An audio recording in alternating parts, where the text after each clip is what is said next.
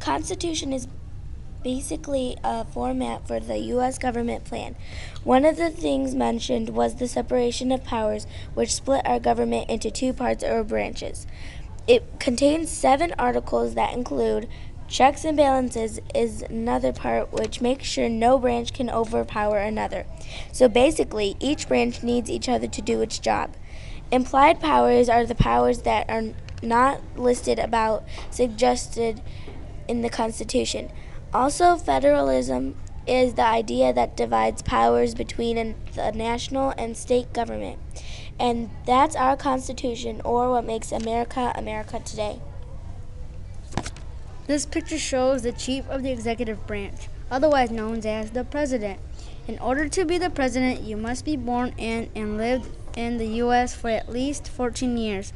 Also at age 35 or higher, other members of the executive branch, the vice president, members of the president cabinet, and officials of the independent agencies. Some of the things the president can do are sign or veto bills from Congress. Other things is to make treaties with other countries. The president isn't all power.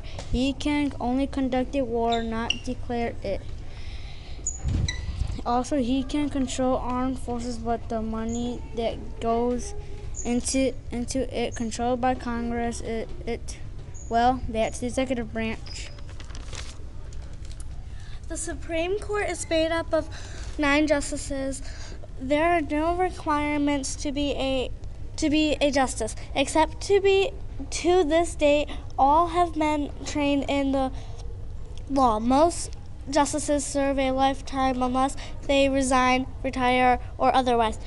Other members of the judicial branch include judges or of lower federal courts.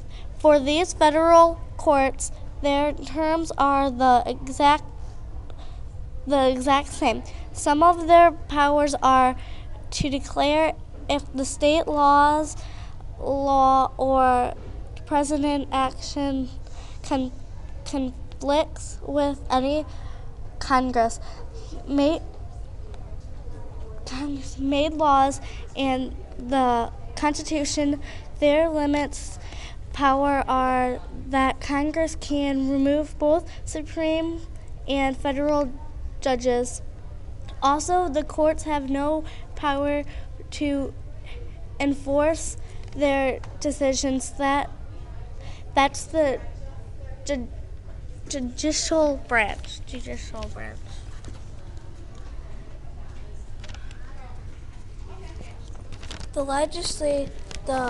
The Congress is split into 2 parts. One part is the House of Representatives with 435 members, and there others is the Senate with 100 members. Requirements meant for the House of Representatives are that you must be 25 years a U.S.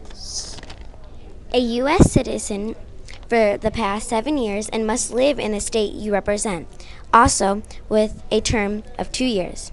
One special power they have is to introduce laws that make people pay taxes. Some Senate requirements are you must be 30 years old, a U.S. citizen for the past 9 years, and must live in the state they represent. With a term of 6 years, their special powers are to approve any treaties and any people of the president. Both parts of Congress have powers to, like making laws, to tax the people, and declaring war. They also have limits on power. For one, the justices can declare a law unconstitutional. Also, the president can veto a law, and that's the legislative branch.